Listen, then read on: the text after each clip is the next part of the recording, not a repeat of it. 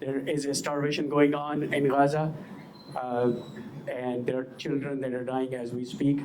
And we have been gathered. We have been doing multiple events here. Today's event specifically is in the memory of those children who have been starved and died and are continuously going to be dead until we do something about it. So we have a little gathering here to remind everyone that we have a responsibility in this country that we're living. There is a action needed by the government of Canada to stop shipping arms to Israel and to do its leverage to open borders so the humanitarian aid can flow into the region of Gaza where starving children desperately need it. Today, Amnesty International Quinte has joined Belleville for Justice and Peace in organizing this vigil. Just a few words regarding Amnesty International's work. And these are their words. 1 second. And these are their words. For over 21 months, the world has watched in horror as the people of Gaza endure unspeakable suffering. Entire families have been wiped out, homes and neighborhoods flattened, food and water have become luxuries. The humanitarian catastrophe in Gaza is not only ongoing, it's escalating rapidly. Gaza has become the largest graveyard on earth. Entire families have been wiped out, cities reduced to rubble, and children left to starve under a brutal siege. This is a genocide, yet world leaders are watching without taking serious action to stop it. Right now, Palestinians in Gaza, especially children, are starving. Food, clean water, fuel, and essential medical supplies are blocked from reaching families who desperately need them. At last count, 193 people died of hunger, 96 children among this number. And we are not even talking about the bombing. Amnesty International continues to do what few can. Document war crimes, verify evidence of human rights violations, even in the most dangerous and restricted conditions, and raise the voices of those the world cannot afford to ignore. They demand justice and advocate for the rights and dignity of every person trapped in this crisis. The work of Amnesty is impossible because of the courage of our few workers on the ground. Our leader is a report of a field worker in Gaza. He is the one in Gaza who documents war crimes and verifies evidence of human rights violations. Amnesty International has not given his name for the safety of him and his family.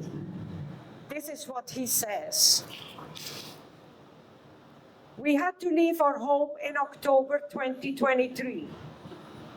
When there was a ceasefire in Gaza, we returned to our home in the north. We returned on 8 February 2024. I think it's 2024, no, 2025. But we were more afraid than happy, afraid that our home might have been completely destroyed. Thankfully, it was still standing, though there were some shells that had hit the front of the house and burn marks on the walls. But inside, there was no furniture.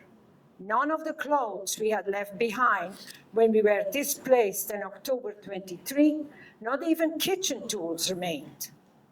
The house had been looted. Still, we stayed. We cleaned and repaired it, bought some basic furniture, adapted to the situation, and lived in it for 3 months. We struggled to secure drinking water, but at least during the ceasefire, we were not waiting for that. The truce was broken, and war came back again to claim what remained of our souls. By then, the crossings had been closed, prices soared, and goods began to disappear, bit by bit. I planted some vegetables behind the house, like mint, pumpkin, chili peppers, eggplants, and basil, so they would be readily available. But we returned to the bigger struggle, hunger. There was no flour, no food, no food. Overnight, our life turned into hell. On 15 May, the Israeli military stormed our neighborhood and began indiscriminately shelling the area. We fled our home under gunfire and shelling, taking nothing with us. We ran into the street and wandered aimlessly down an unknown path. We realized we had returned to the worst suffering, displacement, and more hunger. The last words of this field worker: we are torn apart watching our children suffer from hunger. Last count, since the start of the Gaza Humanitarian Foundation, 1,568 were killed trying to get food, and 10,578 were injured. And it gets worse every day. We have to open the borders. And we are human, not free Palestine. We are not looking at anything but human people. What we have lost is humanity. Thank you.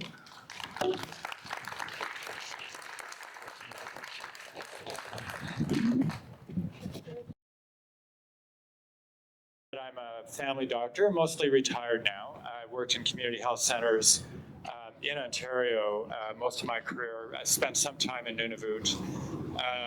I have not worked in Gaza. I'm not one of those amazing volunteer docs or medics that have gone to Gaza. And I have not worked in other war zones either. My skills I've developed have mostly been around working with people in primary care, trying to do disease prevention, supporting people's health through their lifetime, working with chronic disease management, mental health kinds of things.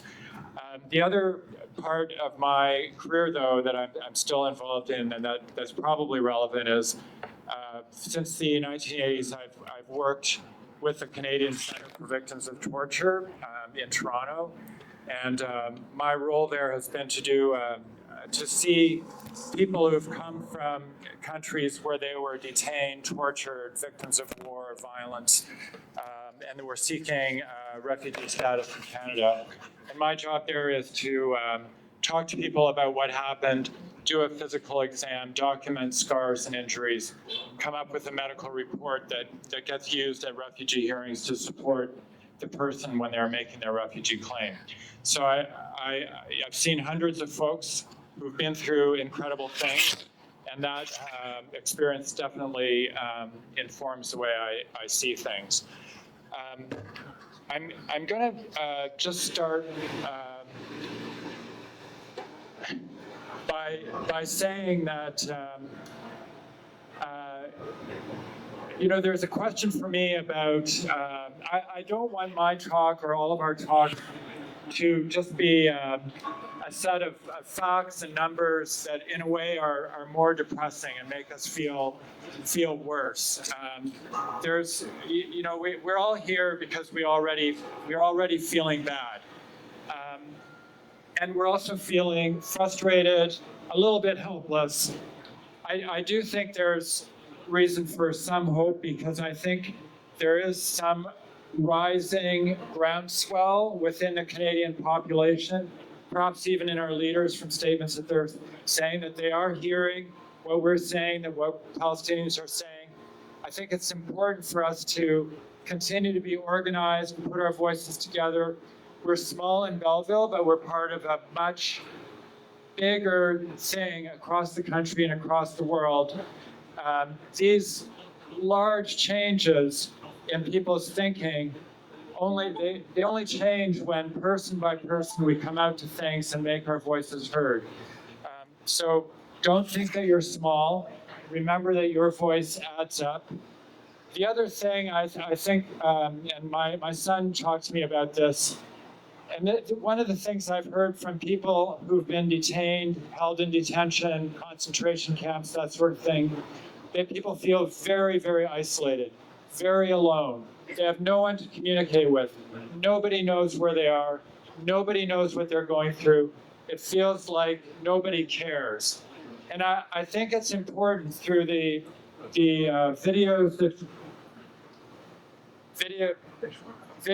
come out through these kind of events, and hopefully get promulgated on your social media. Okay. Hopefully some of this is getting back to people in Gaza, to people in the West Bank. Hopefully they can see that they are not alone. I hear them in interviews saying, where is the world? Where's the international community? How can this happen in 2025?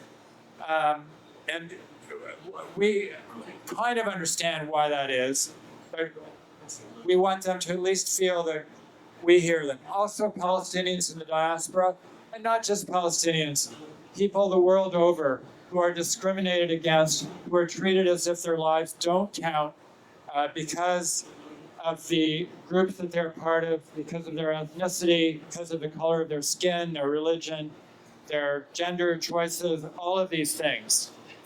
So it's very important. One of the things that we can learn through going through an experience like this together is to have a bigger vision of what justice means, of who justice counts for, who has the right to have rights, and who doesn't count. And I think that's very important. I'm going to also, I know many of you know, today's August the 6th. Today is the 80th anniversary of the first atomic bombing, the bombing of Hiroshima.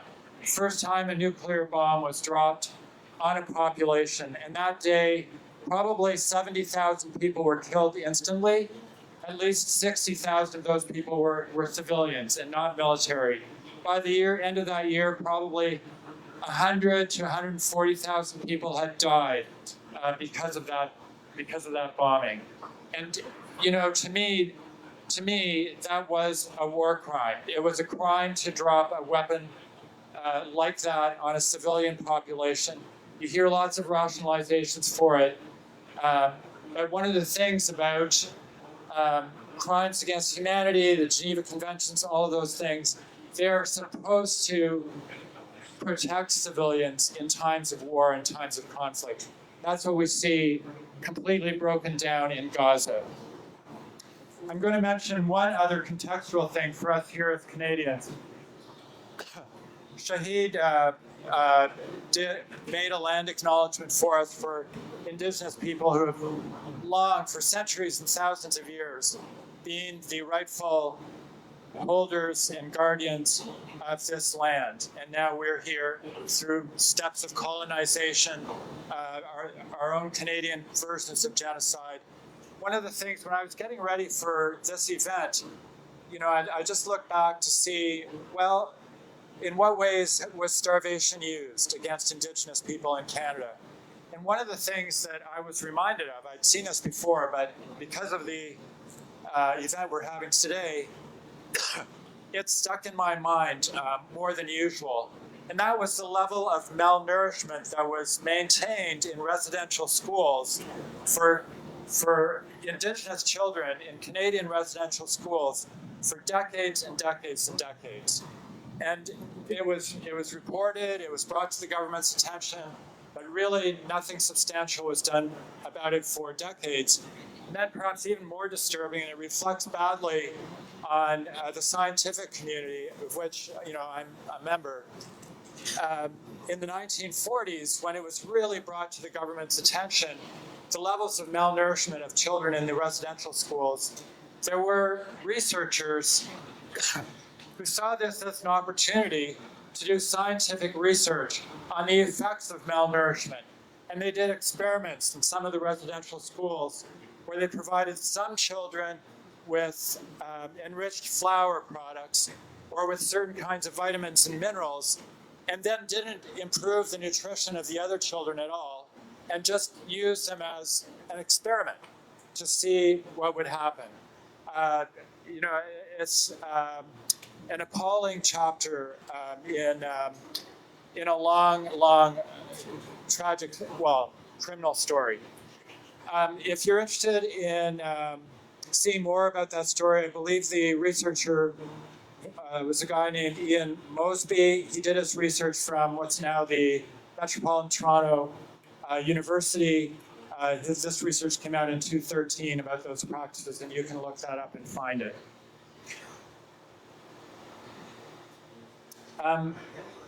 In my experience as a family doctor, when parents bring children and babies and children to the office because they're worried about something, there are a few what we call complaints in medicine. There are a few things that parents rightly worry about that they care a lot about, that are deeply upset to parents. One of them is a child in pain, obviously. One of them is a child who's struggling to breathe, clearly. But one that we see over and over is parents bringing their child, my child is sick, my child's not eating, my child is losing weight.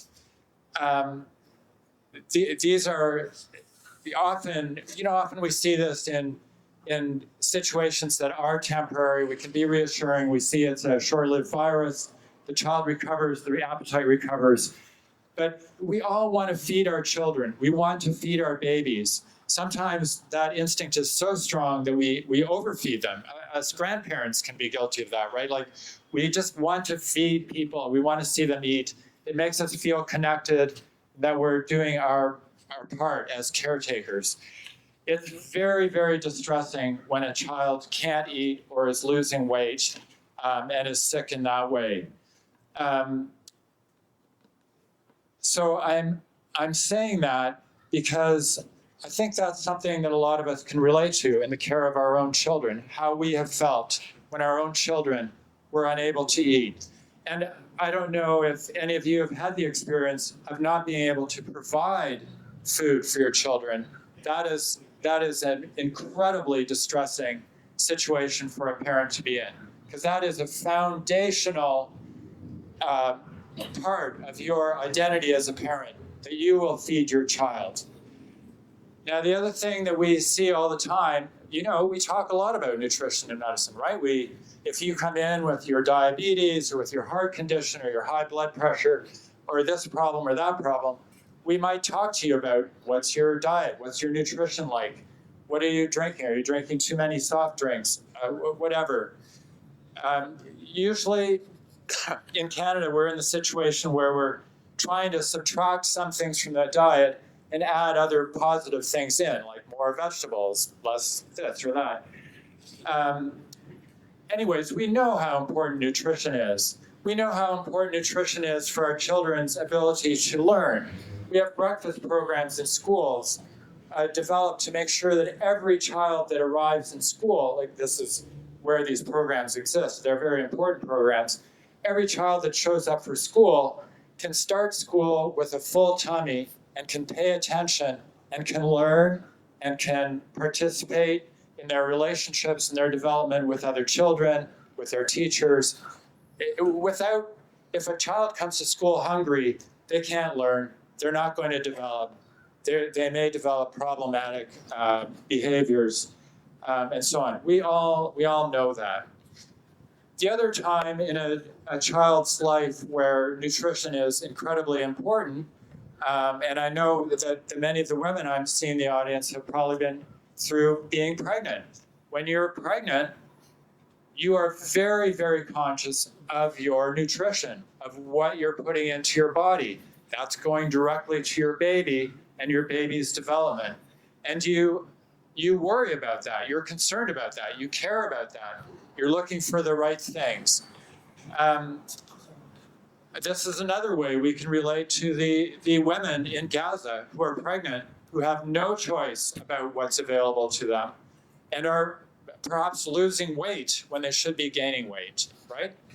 A lot of babies being born right now in Gaza are born underweight, and that's because their mothers were malnourished during the pregnancy. Now, the other time you, as a mother, very early on, need really good nutrition, feed your baby. When you want to breastfeed, you need extra calories. It takes energy to make milk. For you to make milk and pass that on to your baby, you need extra energy, you need the right kind of nutrition. If you can't get that, you're not going to have breast milk. And so for many places in the world where there's a lot of food insecurity or food scarcity, one of the ways mothers can still help their infants is through breastfeeding. But right now in Gaza, that's really, really very, very, very difficult. Now, can you formula feed your babies? Well, you can formula feed your babies if you can go to the store or the pharmacy and get formula. But right now, formula is being restricted in how much is coming into the Gaza area, right? So again, mothers are sometimes having to give their babies just water with a bit of sugar in it and so on. This is not nutrition. This baby is not going to develop properly or grow properly. So one of the things we know about famines and famines that have happened in many parts of the world, thankfully, the really large-scale famines have been going down in the last half century. There's lots of reasons for that. But this kind of famine that we're seeing in Gaza right now is hopefully not a pointer to future starvations. We are seeing things in Sudan, in Myanmar, that are also brutal in terms of the starvation of civilians, children, innocent people. Right now, in Gaza, about 1 out of 3 people are eating 1 meal a day. Parents are, of course, diverting food to their children and babies. You might see propaganda that suggests that babies and children are starving and dying first of malnutrition because their parents are choosing not to feed them and are just feeding them themselves. That's just unbelievable propaganda.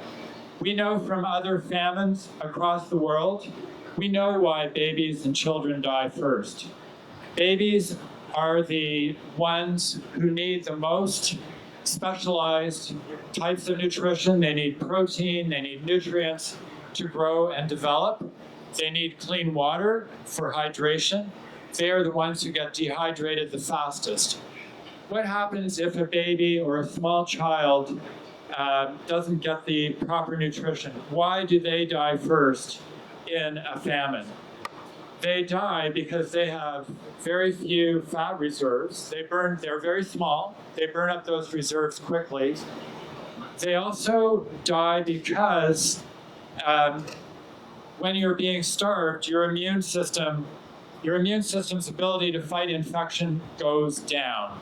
And that happens especially for people who already have chronic illnesses that compromise their immunity, for the elderly.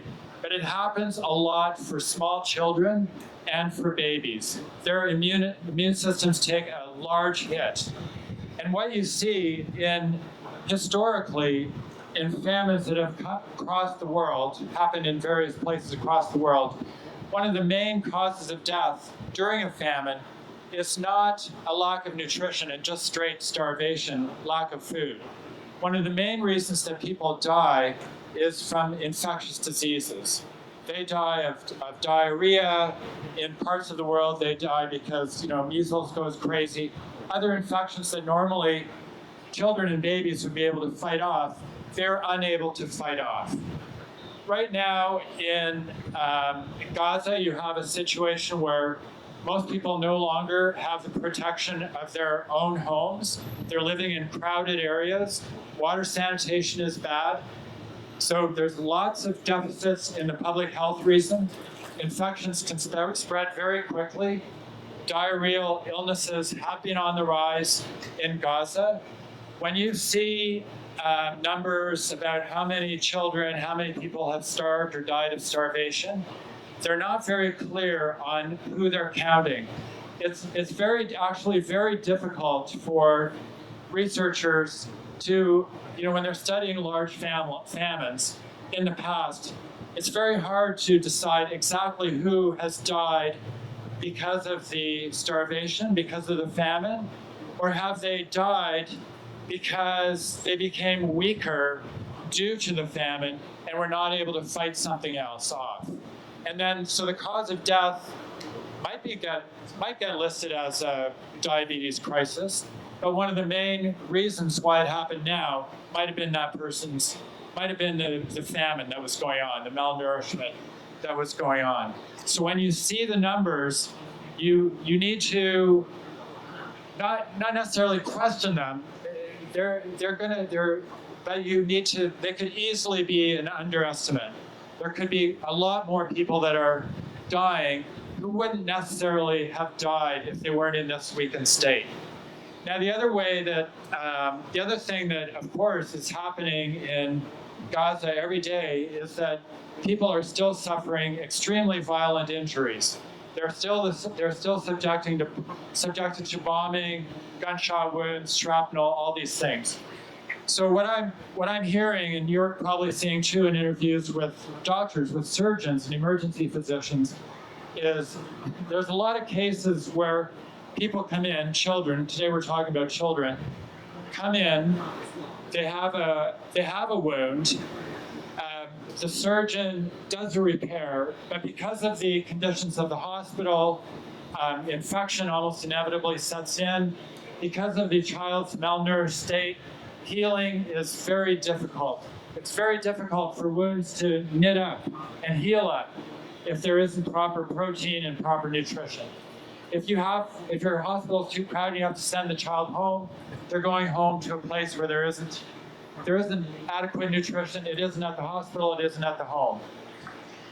So, and kids are showing up anemic. So these are things to think about as well. The whole context, famine and starvation is something that just makes every problem more complicated and worse. Now, the last thing I'm just going to mention to you, I don't want to talk to you for too long. One of the effects of starvation is not a physiological effect, but a social effect. When I talk to people who have been detained or held in what are essentially concentration camps, those kind of things, a lot of things are done to those folks that basically have a dehumanizing effect. They often have to, they don't have clean clothes, they don't have proper toilets to go to, they're not fed properly, they lose weight, they get diseases, they start to lose their dignity. They lose the appearance of dignity. And it's much easier for their guards, for the people abusing them, to do that because they don't look human anymore. They don't act human anymore. They don't sound human. So the state brings them in and says, do what you will. This is not a person. This is an animal. And then they do things to them to make them look more like that, to brutalize them. And I want us all to be very careful in the images that we hear, the things we hear about looting, about violence in Gaza. I want us all to imagine if Belleville was under siege, if there was no food here, if everyone who lives here, your neighbors, the good people, the bad people, the people who try to organize, the people who just look out for themselves, they're all desperate, they're all fighting for food. What would Belleville look like? we would have people who are the perfect victim, who if they were on TV, they could speak well, they could still maintain some dignity, but we wouldn't all be like that. Some of us would act in ways that normally we wouldn't. So I just want us to be aware that there are conditions that you can put human beings into where their civility, their niceness, their perfect hero or perfect victim state is going to break down. And that doesn't mean they're not human. It doesn't mean that they don't deserve to be defended. It doesn't mean we're not on their side. They have the right to have rights, and that's why we're here today. Does anybody have a question? Anything that you heard or that you might be thinking about? And if not, that's great. We'll just go on. Yes, Kayla. I think you were talking about previously the challenges of refeeding. Yes. Oh, yeah. Thanks for bringing that up. That's an excellent point.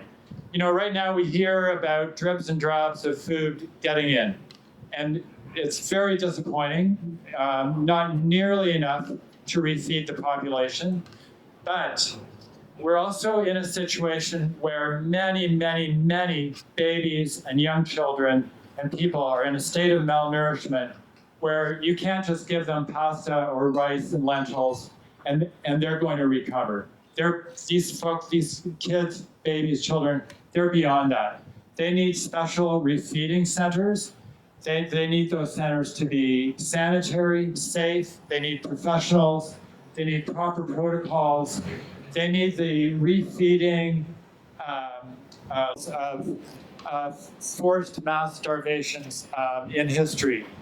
I mean, they all have their own unique things, right? Like in Canada, we can think about how the bison, the source of food, was wiped out in the prairies, basically causing a starvation for Plains Indigenous people, forcing them to accept treaties and reservations that normally they would not have.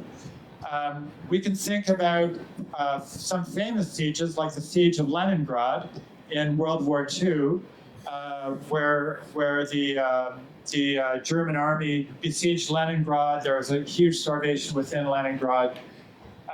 We can also think about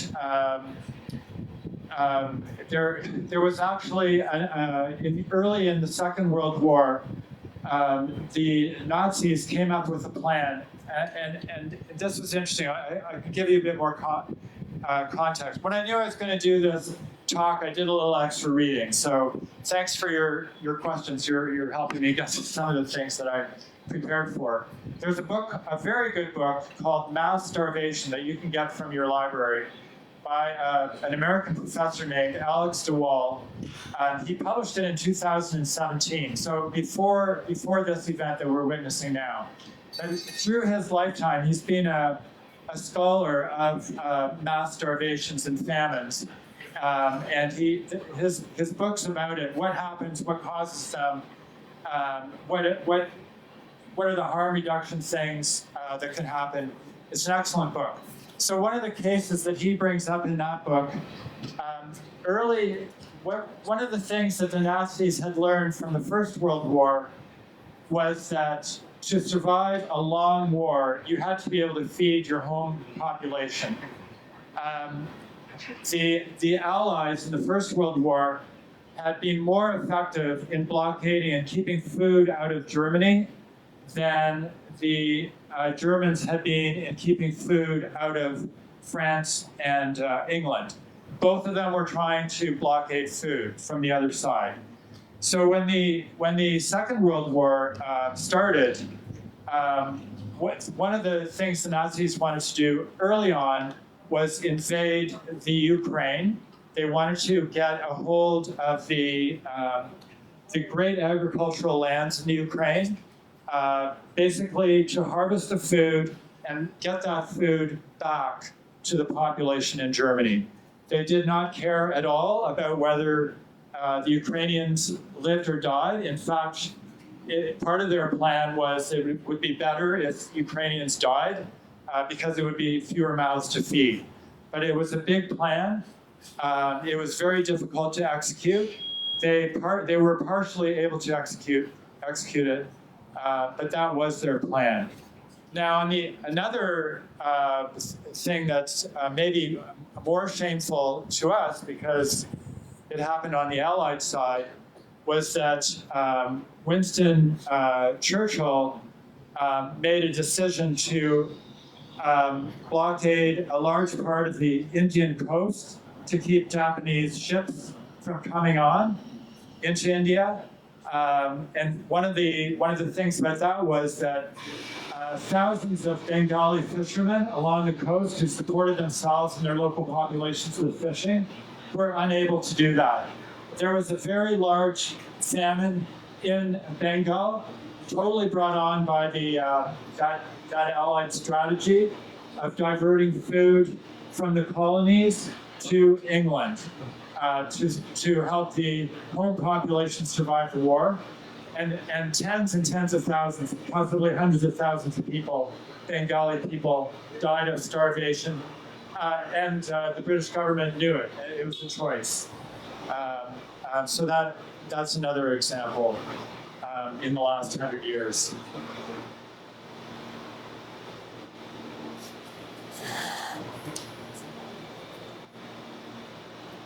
Okay, I know there's people in the audience who would like to bring a poem or say something. Now's your opportunity. And thanks for your support. I also just want to say, I got really nervous coming up and talking like this. But as everyone here was gathering, and I saw your faces, and who was here.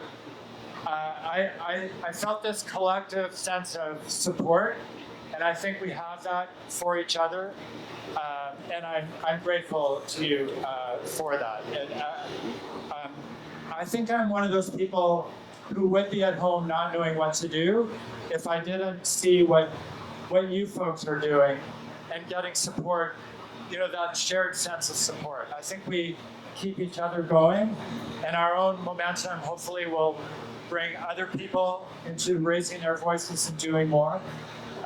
And anyways, hopefully we can make a change.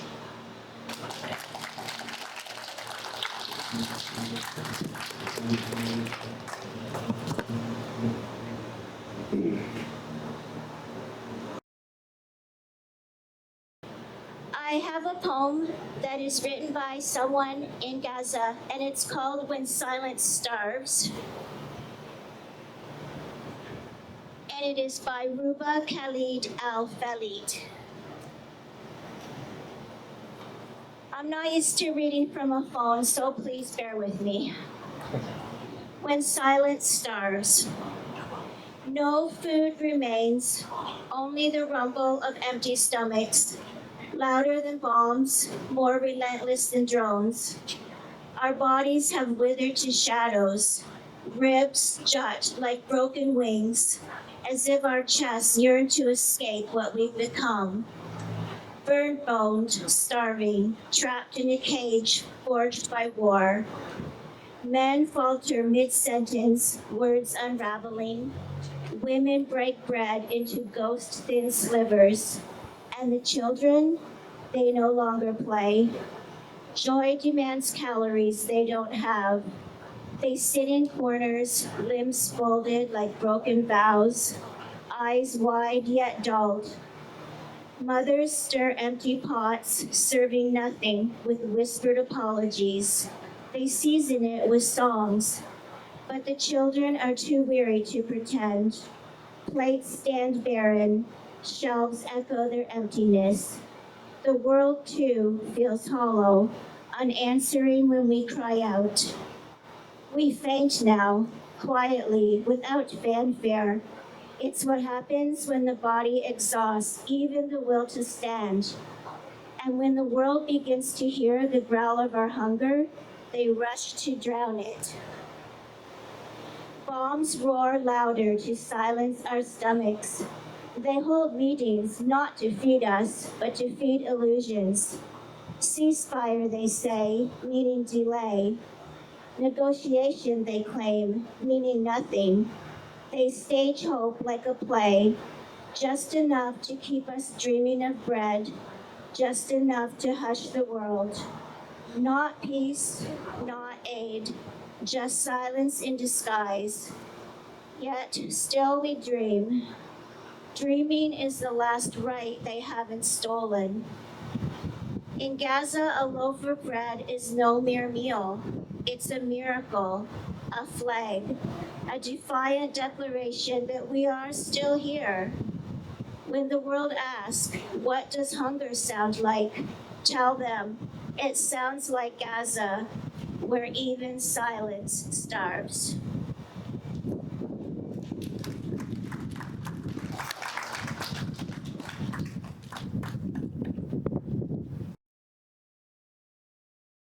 Peace up on all of you and in the world as well too. So I am not a person who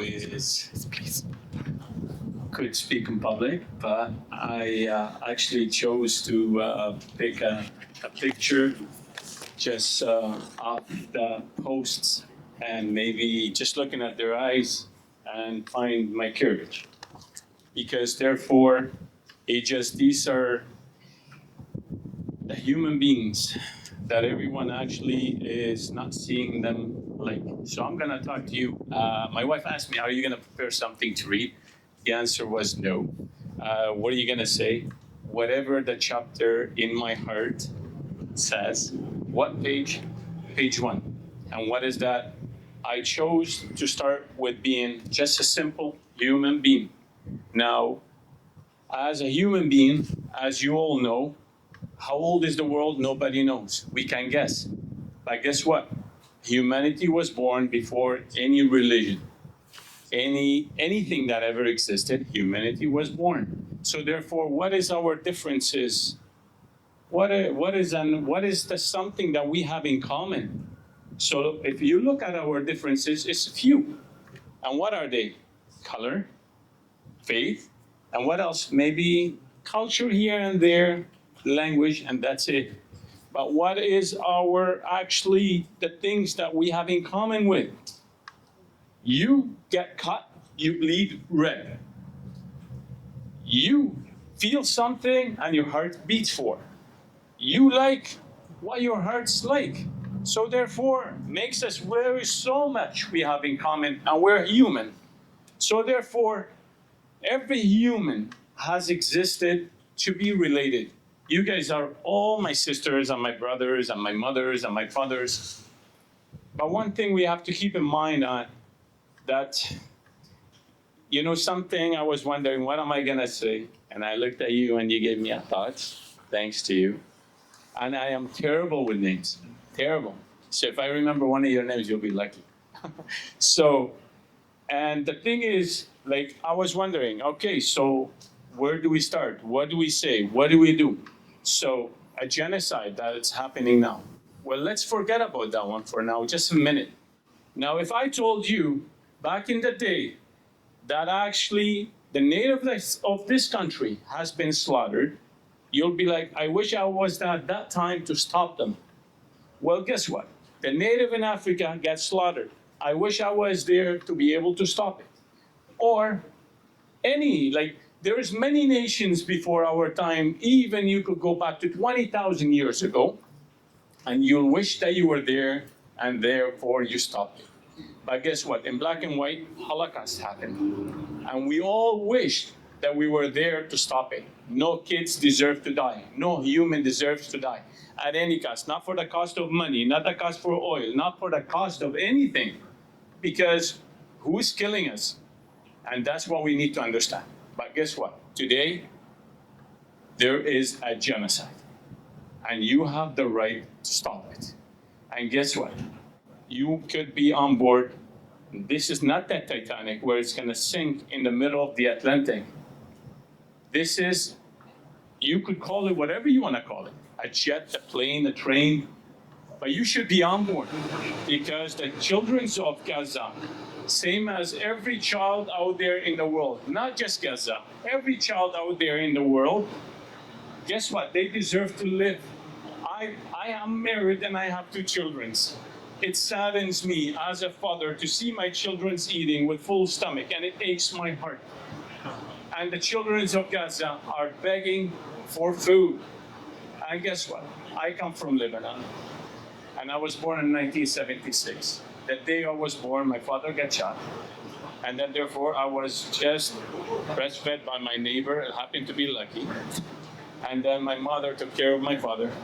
But I have seen starvation. Till the day I left the country in 1996, it was still bombing. But my mom used, God bless her soul, she passed, but she used a white lie. When we used to be hungry, she used to actually give us a pita, that roll, and she used to tell us, guess what? Eat it. And we're not allowed to open it, but we used to eat it, and it tastes good. We're like, whoa. She used to say that's a sweet. Until one day we grew older, and she told us the trick. Doctor, you were right. It was water on a pita with sugar. And honest to God, it was the best thing we ever ate because we had nothing else to eat except it, so it tasted good. So what I was going to say, I've seen starvation not as much as the people in Gaza, not as much. But I'll tell you something. You can make the difference. And I heard one thing where it says, our numbers are little, and these are the same people support us. But bear witness, God knows, about your effort and that what you're trying to do. It will count. There will never be a seed that was planted without a tree growing and many fruits on it. Why don't you, please, for the sake of the human beings, if you look at the picture in my hands, their eyes, plant a seed, no matter what, and that seed will be, is use every source that you have. Peaceful source, because we're peaceful people. We're human beings, just to make an impact on every single media out there, every single person out there, every single human, if there is a humanity left in anyone, to answer the people of Gaza. And I cherish the little kids that's there. They could have been playing, but they chose to come with their parents to listen. And I cherish every effort of all of you. Now, some people may say, well, we can pray for them. Guess what? Moses before you prayed, but God ordered him to go for the Pharaoh of his time and challenge him to let his people go. So therefore, I ask you that all of you could be doing exactly what Moses did. All what you gotta do, we gotta go to the pharaohs of our time. These are the people that are allowing the war to continue and starvation to happen, and stop it. Because one day we will stand in front of God. It doesn't matter what God we believe in. At the end, guess what? I'm gonna make you laugh. When we stand in front of God, we're gonna be looking all confused. So call them this name, so call them this name, so call them this name. And at the end, they're gonna look at us like, whoa, it took you so long to know who I am. As long as you believe in a high supreme being, even if you don't believe that God exists, but you do exist and we exist, and that's mean we're the same kind, we bleed the same, we feel the same, we love the same, so we're all humans. Doesn't matter our colors, it doesn't matter our language, doesn't matter where you're from. What matters is this must stop, and it's in our time must stop. So I thank you for listening. I personally urge every single one of you, for the sake of these eyes, they look roughed up, but trust me if you dress them, they will replace the moon in the sky. And trust me with that.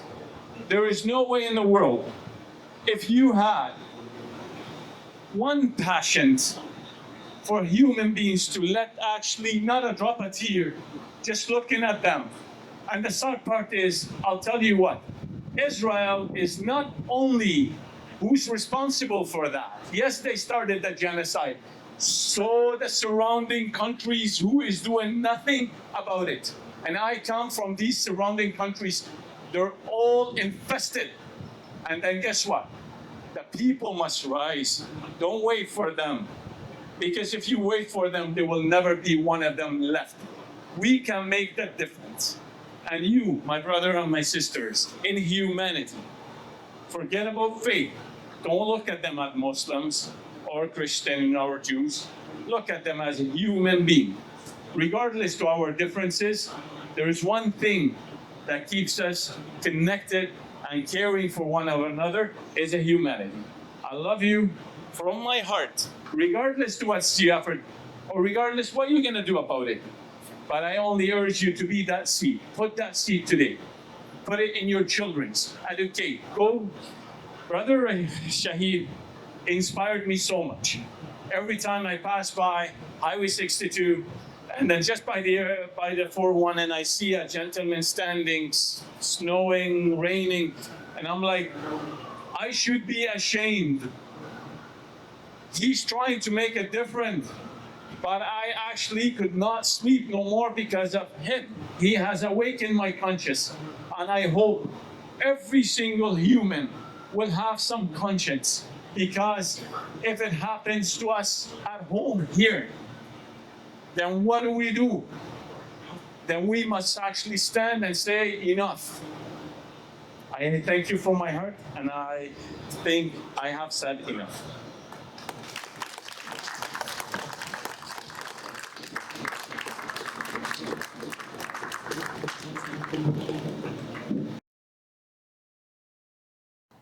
The next 7 generations. This is why I sing. This is why I dance. The next 7 generations. This is why I pray. This is why I sacrifice. This is why I stand up and fight. This is the teachings of my people. I learned to stand young, to sacrifice my heart in battle and confrontation, to live in defense of our hearts, of life, our mother, the earth, for the next 7 generations of all our relations. I faced arrest, not always bravely, to say no, settler colonialism. Enough is enough. My children's futures will not lay in peril, not this time, not anymore. I learned what it means to fight for the next 7. I thought I knew. I thought that's what I was doing as I stood in the depths of settler hate, as I stood in the depths of Indigenous self-hate and respectability, as I stood and declared my intention to protect my children from this fight. But I can't protect my children today in a stand for 7 generations. I can't protect my children and protect their grandchildren's grandchildren. Not when our invaders believe their invasion is just and holy, a beacon of light everlasting. Oh, Canada.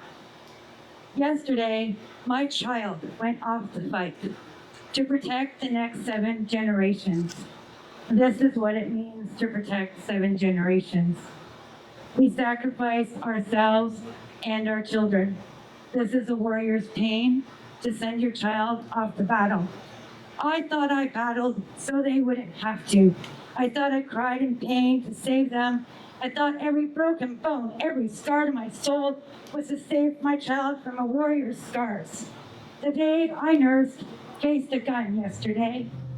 A 40-year-old settler with a sniper and a cop badge. Some 19-year-old natives protecting the children they might never have. Some 19-year-old natives standing down a steel giant. Live feeds playing across the country. Settlers calling for my child's death. Death by train, death by cops' bullets. My child standing between their friend and a state sniper. Protect the next 7. These were my words to them as they left to defend their people. Protect the next 7.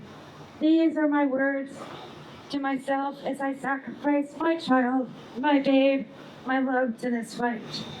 Protect the next 7, and please, creation, protect this one. These poems make me think of the parents in Palestine, both Gaza and the West Bank, protecting their bigger children who are big enough to fight back. And I thought that was important to remember those children as well as the little ones. I'm going to do the one I wrote for my youngest. I have not read it as much as the next 7 generations because I feel guilty reading it sometimes in the promise to fight harder, because in the last 3 or 4 years, I fought less. And, but I think it's also important to face our guilt. And so here is the poem for my youngest. A poem for my Hoxila. Hush, our sweet Hoxila, listen to our lullaby. Ah, hey, whoa, ee, whoa, ee. We pray sweet dreams come tonight, dreams of days ahead, where we hold you tight, play, read you stories, and teach you of our dreams. Hush my sweet Hoxila, listen to our lullaby. Ah, hey, whoa, ee, whoa, ee. I pray sweet dreams come tonight, wash away the pain of missing your dad. I can't bring him back. Sorry, my sweet Hoxila. I know I promised you more. Tomorrow, I'll fight harder. Hush, my sweet Hoxila, listen to my lullaby. Ah, hey, whoa, ee, whoa, ee. I pray sweet dreams come tonight. Replace your concerns as settlers celebrate with scary noises, their flag that brings us genocide. I know I promised you more. Tomorrow, I'll fight harder. Hush, my sweet Hoxila, listen to my lullaby. Ah, hey, whoa, ee, whoa, I pray sweet dreams come tonight. Erase your fears after you saw the bruises the cops gave me. Sorry, my sweet Hoxila. I know I promised you more. Tomorrow, I'll fight harder. Hush, my sweet Hoxila, listen to my lullaby. Shante Washte Hoxila, Keyashte. I pray sweet dreams come tonight. Lift you above the pain of seeing your people asleep on the streets, homes stolen. Story, my sweet Hoxila. I know I promised you more. Tomorrow, I'll fight harder. Hush, my sweet Hoxila, listen to my lullaby. Unhappy people stay away.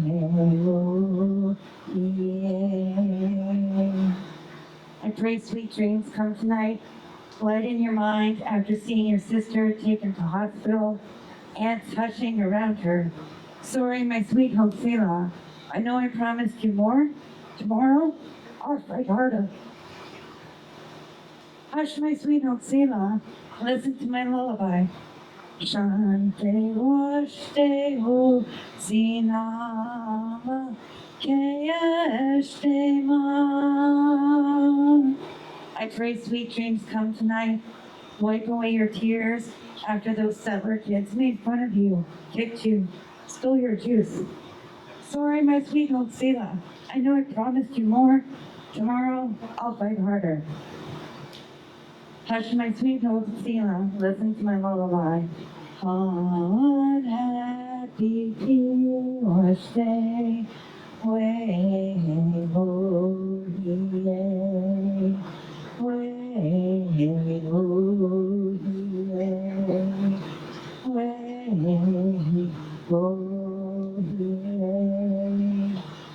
I pray sweet dreams are still possible for you tonight.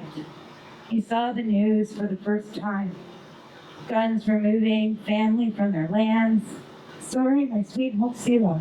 I know I promised you more. Tomorrow, I'll fight harder. Hush, my sweet Hoxila. Listen to my lullaby. Ah, hey, oh, yeah. yay. I pray you remember to have dreams that aren't nightmares. I'm sorry we had to run so hard, ignored your questions and cries.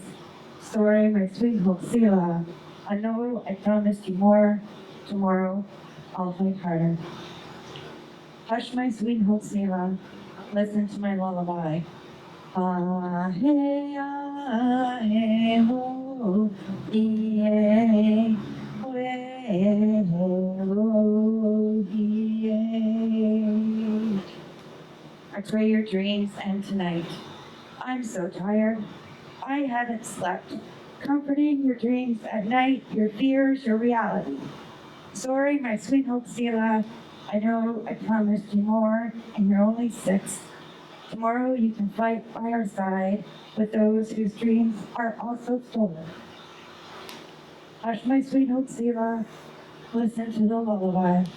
Ah, hey, oh, yay, way, oh, yay. Ah, hey, oh, yay, way, oh, yay. Shante, washte, hoxina. Keestema unhappy Piwashte Weloye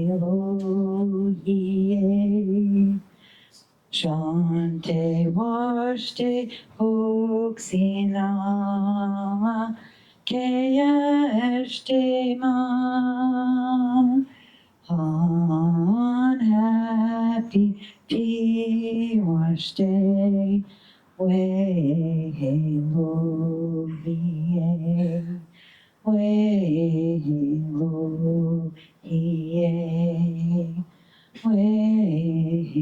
Weloye.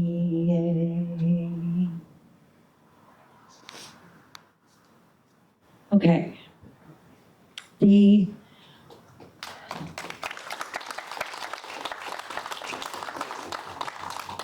The next 2 are more about how I feel after it hurts. A myth called peace on my land and yours. This one's not blown up, so I have to use my glasses. Invaders came and stole the land. We wanted to stop them. Savages, they called us, as they ripped the scalps from our head and told us to desire peace.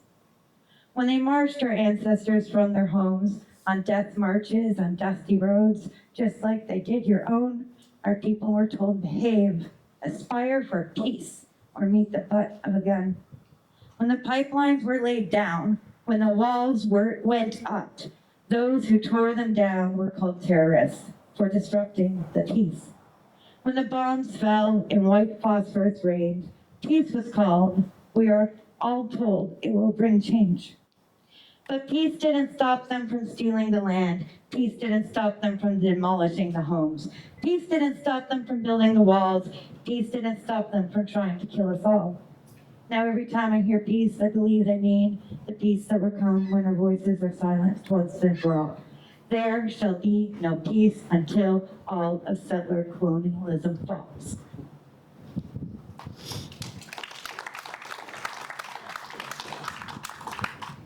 The next one is called Muhammad Said Dream Dangerously.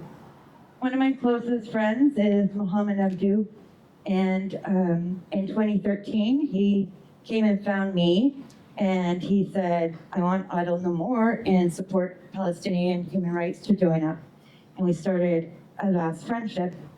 Some of you may know him if you watched the American news where he was fired by Columbia on international news for support for Palestine. So this poem is dedicated to my friend Muhammad, and it's called Muhammad Said Dream Dangerously. One of my dearest friends taught me to dream dangerously. Relief washed over me. My mind awoke instantly, like bolting upright from sleep over the idea of the freedom of what I could dream. I was so tired of dreaming of my liberation under colonial terms. I was so exhausted of dreaming of your liberation under colonial terms. I won't do it anymore. I will not dream within the confines of safety for the settler. I will not dream safety for the protection of white land, property, and religion. I will not dream within the confines of a democracy that has only ever been a cover to serve the settler majority. Not anymore. From here on out, I dream dangerously. I dream to feel the freedom of the heroes of Alaska flood flying over the walls of apartheid to liberate the land from the scourge of settler colonialism. This is freedom.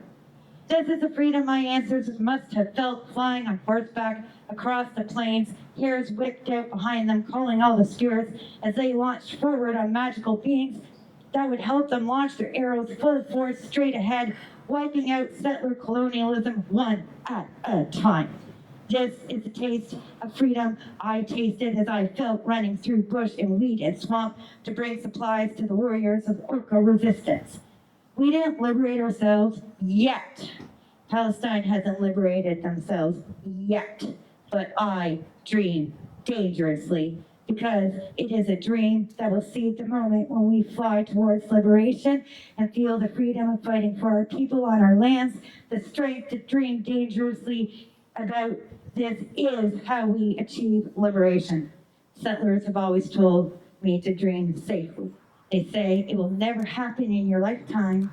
It's impossible. It can't be done. What about me? What about my home? What about my life that I built on your stolen land? I don't fucking care anymore. I haven't cared since October, be that 1492 or 2023. I don't care.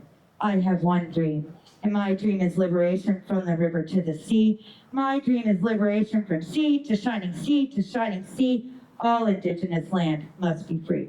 All my relations.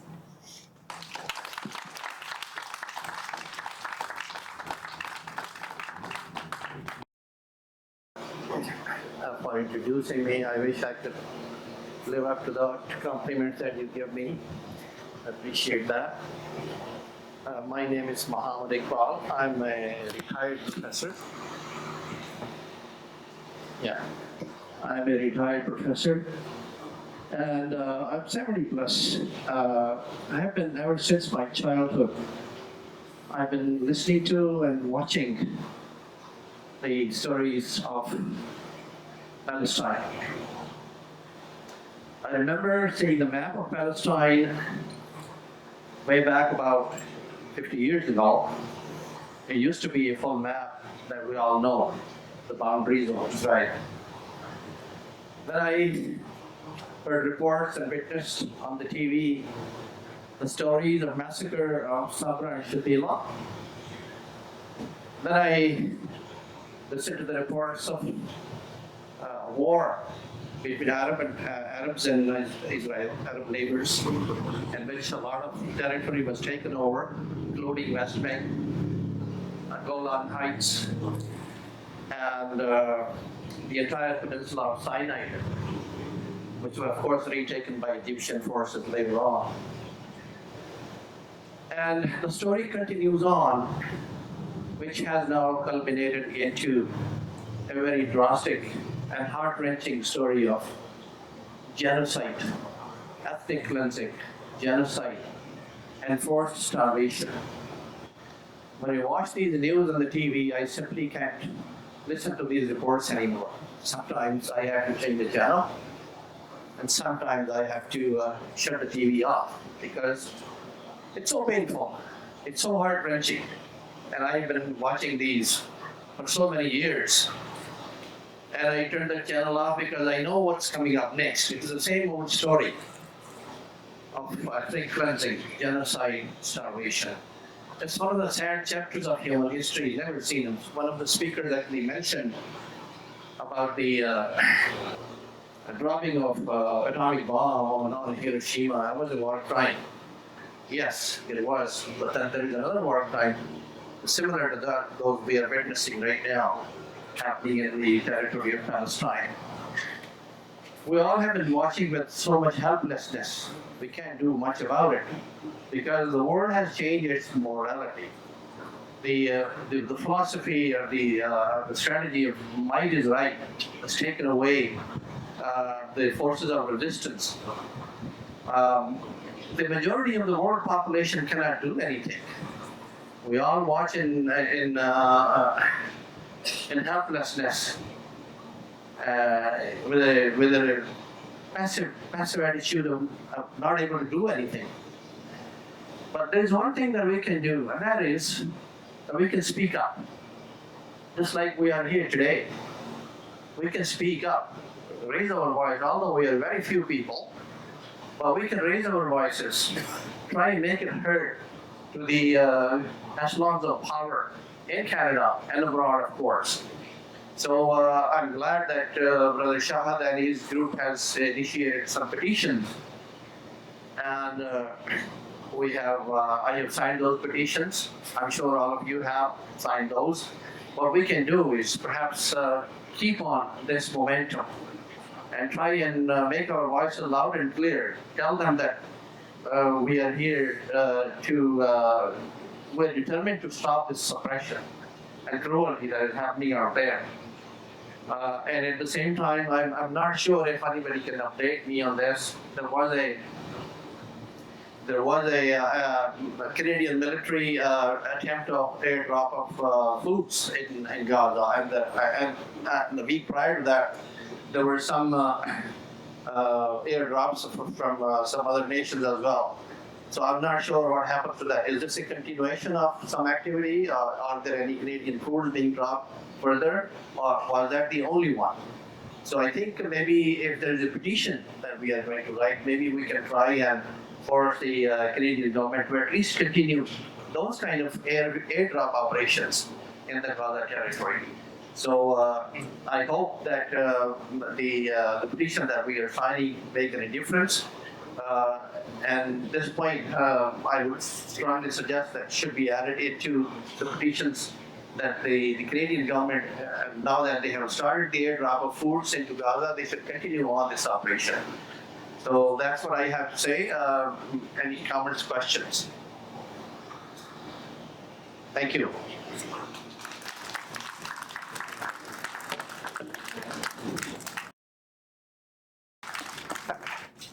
Well, I won't speak very long. It's just that I think we all need to learn how to speak. And so I'm doing this for the first time. I'm not emotional. I ran out of emotions long ago, too much outrage.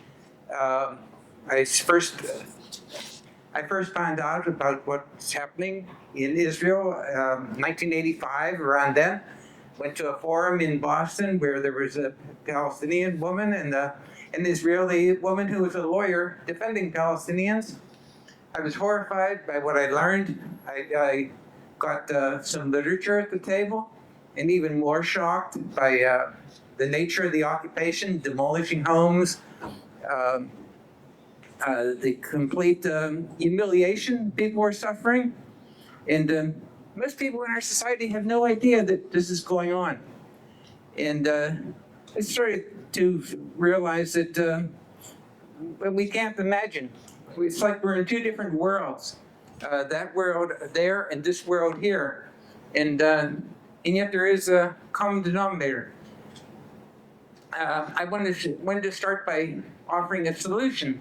It's an obvious solution, at least it seems obvious to me, and that's a single state where people have equal rights regardless of race, religion, or ethnicity. In other words, a return to the Palestine that existed before the Zionists came. The Palestine that existed for 1,000 years, where Muslims and Jews and Christians were living in peace together up to about 1919. And this would be in accord with Canadian principles and American principles, equal rights for all. Who could disagree with that? And the problem is we don't abide by our principles. Our rulers don't follow them. It's like freedom and democracy is a big facade. And if we would live by what we preach, it would be so different. Anyway, that's all I wanted to say. I wanted to offer a solution. Thank you.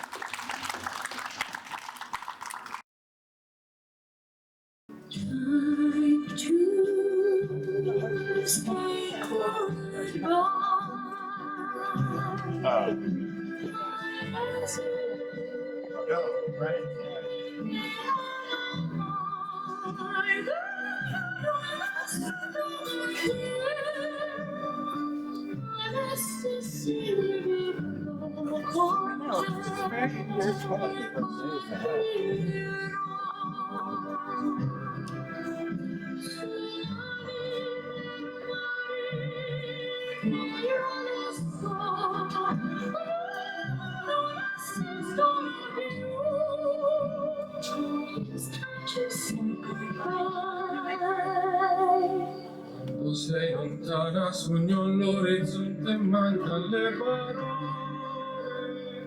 E io sì lo so che sei con me, con me. Tu mia luna, tu sei qui con me. Mio sole, tu sei qui con me, con me, con me, con me. Time to say goodbye. Paesi che non ho mai veduto e vissuto con te. Adesso sì vivrò con te. Partirò. Sono navi per mari che io lo so, non esistono più. Con te io vivrò, con te partirò. Sono navi per mari che io lo so.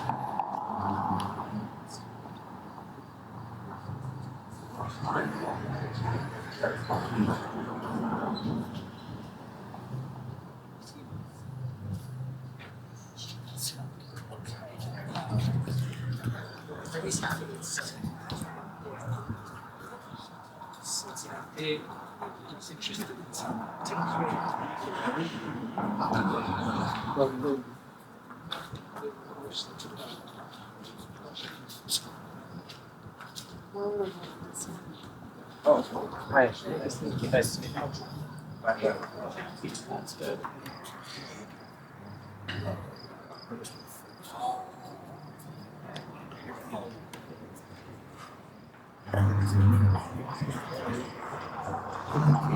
No, no, wait.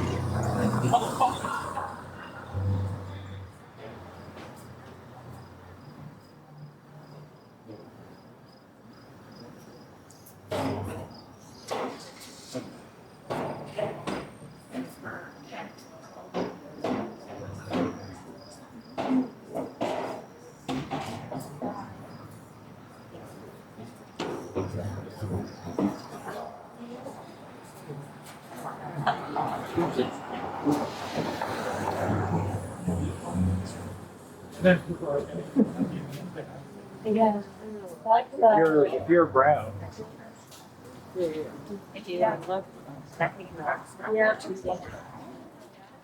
We're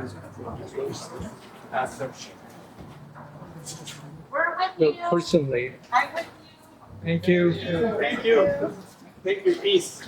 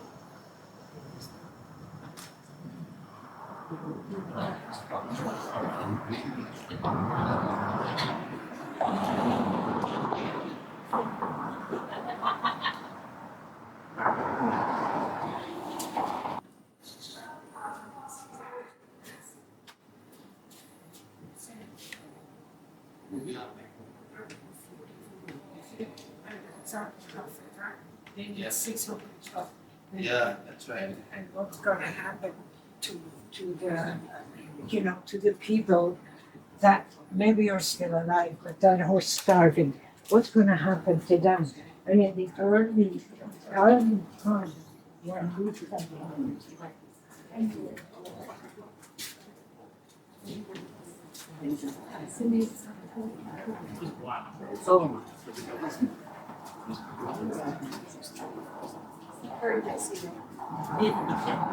My second battery is there.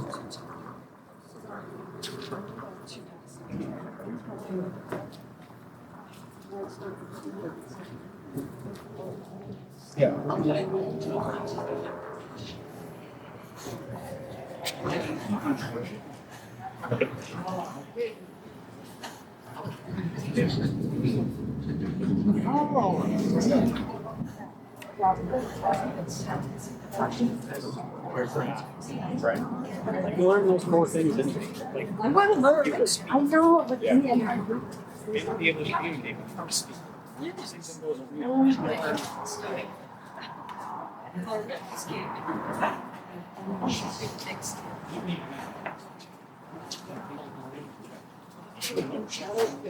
Symbols of you ever work at your piece best, maybe one of your best.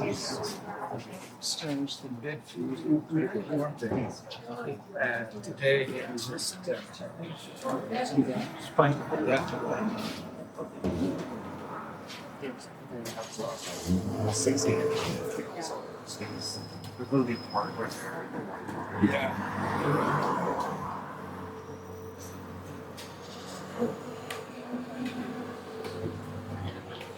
my little garden that I have some tomatoes I get this year. Couple 30. We're already a lot.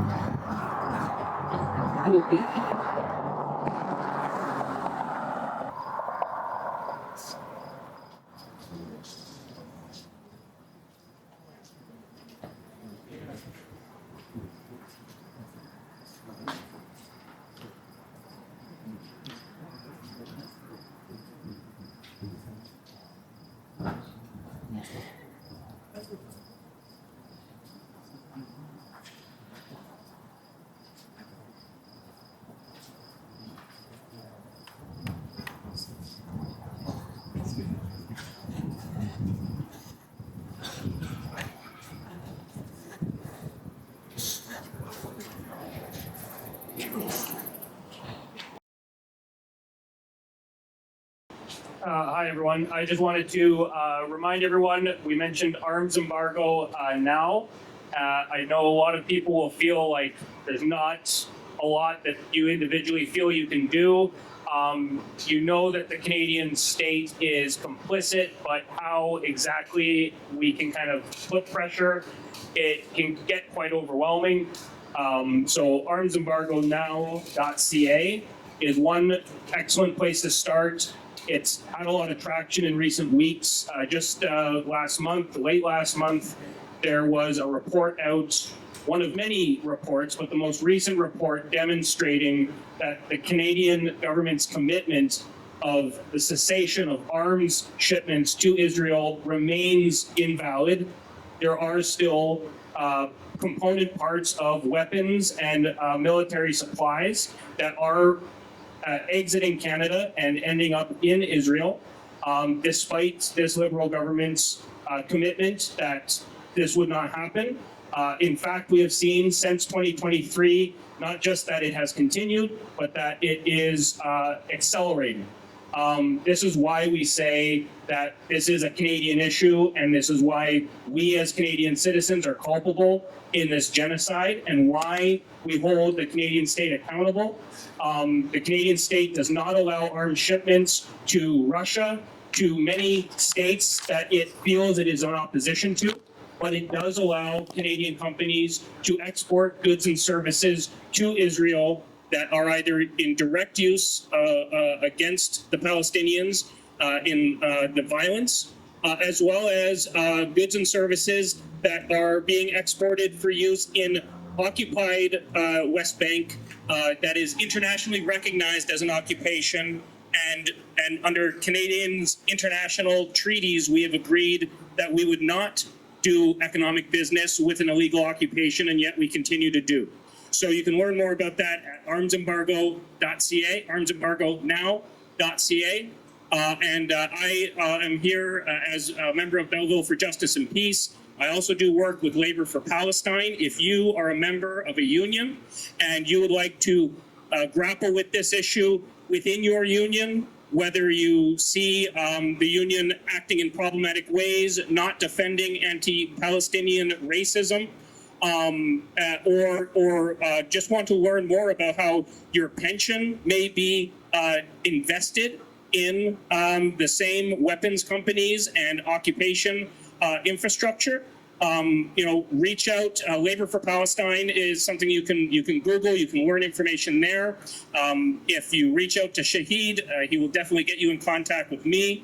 Labor for Palestine does not have a lot of penetration in this area, but there is a chapter in Kingston, and there's always the opportunity to connect you with caucus members from your union or your sector of the economy elsewhere in Canada, people who are doing that organizing work. So none of these individual things is going to stop the genocide from happening, but it's every one of us doing what we can in the communities that we have access to demonstrate that this is not acceptable to us. Thank you.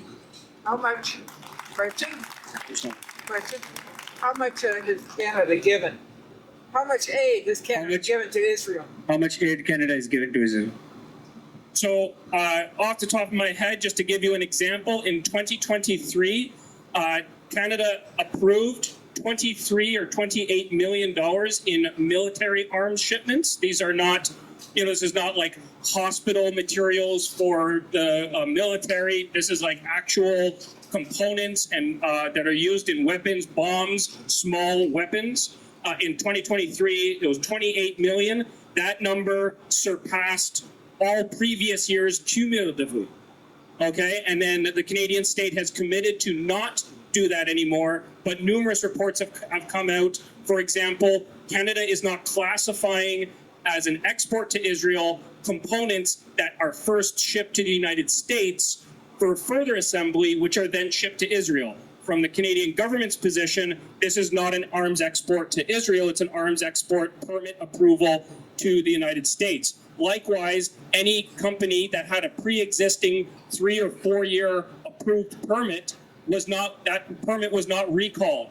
the Canadian government simply is not issuing new permits, but they are allowing existing permits to continue. So these arms exports continue, and yes, it is quite troubling. I didn't really prepare anything because I wasn't sure if I could make it today. I just got done work, and I work in the morning, so I'm not here for very long. But it is something that I am very seriously involved in. I remember, I think it was 2 weeks after October 7th, and I'm a healthcare worker. And so it's very, I take it very personally when I see images of bombed hospitals and ambulances shredded to, unrecognizable shards of metal, and doctors, nurses, healthcare aides, workers, paramedics bombed, targeted purposefully. I take that very personally as a healthcare worker. And so about 2 weeks after October 7th, I came to Market Square with a sign that said, "Stop the violence, ceasefire now." And I wasn't aware that there were other people in my community at the time that were as affected. It was not very long after that I saw the members of Belleville for Justice and Peace on North Front Street. My sister was actually visiting at the time, and we both have very similar feelings about this situation. And she said, "Oh my God, Darren, look, there's a group." And I said, "We have 10 minutes, let's stop." And we did, and I found my people. I think it's really important to keep our eyes open for like minds and like souls that really feel this in our guts the way we do. And so it was really something to go from being a lone protester here at this square 2 weeks after October 7th to then finding this rich community of like-minded people. So I really value that. I want to talk very briefly about what my sister does in Yellowknife. It's YK Citizens for Peace, and they are very, very active. They have held fundraisers. Yellowknife is a very international community. Unlike Belleville. And so you get people from all around the world visiting Yellowknife, staying there, living there, working there for some period of time. And as kind of a more global city, I think they have a citizenry that is at least a little more in tune with what's happening around the world. And they have done mass organizations in concert with people in Gaza and sent money and aid to numerous families. So check them out. They actually have a Facebook page. They're very active, and they have online auctions of items out of Palestine and the occupied lands, and do a lot of work there as well. So for myself, it's just to go back to healthcare. It really bothers me that more of my colleagues aren't active, and unfortunately, I was out of town when there was a demonstration in front of Mental Health, BGH. I would have loved to have been a part of that and put my face to that. I wear a small pin on my badge, a Palestinian flag. No one has asked me about it. I have a scrub top of watermelon halves because I want to represent these people. I want to acknowledge that if I was portering a patient to CT in Gaza, there's a very good chance that I could be dead. And I often think of that when I'm taking someone to x-ray. What if the wall blew in? What if I was turned to jam on the floor? Just for trying to take care of my community. And so, I don't know, I don't know if I know there are a couple of healthcare workers in our group. And I know they feel the same way as me, but if there are any healthcare workers out there still working, I encourage you to bring it up with your colleagues. Just, I don't know, it really does bother me. I mean, that there isn't more international attention, but specifically that there isn't more institutional action with like groups such as Tony Health. So I don't really have too much more to say. There's a small piece I wrote many years ago. It's really tiny, but it says a lot in a little bit. And I think maybe it's appropriate. It's called Bombs. Bombs have no qualms over right versus wrong, nor hearts that swell when a band plays well, the anthem that also made them. I think we have to be aware of the influences that affect us. And I think we have to be aware of the lies that we're told by various people in power. And so I guess that's it. So for an impromptu speech, I think that's not too bad.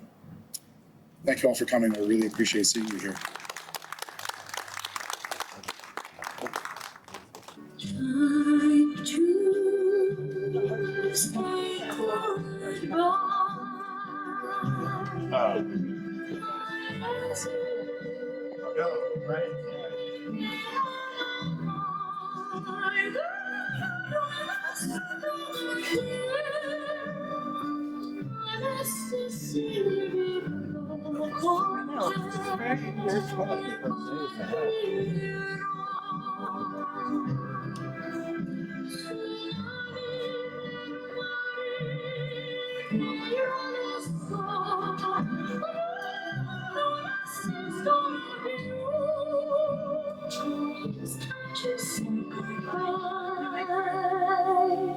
Tu sei lontana, sogno all'orizzonte, manca le parole.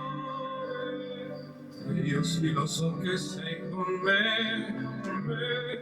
Tu mia luna, tu sei qui con me.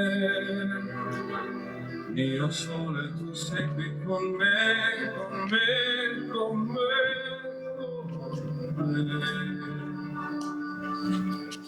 Time to say goodbye. Paesi che non ho mai veduto e vissuto con te. Adesso sì vivrò con te. Partirò. Sono navi per mari e io lo so, non esistono più. Con te io vivo, con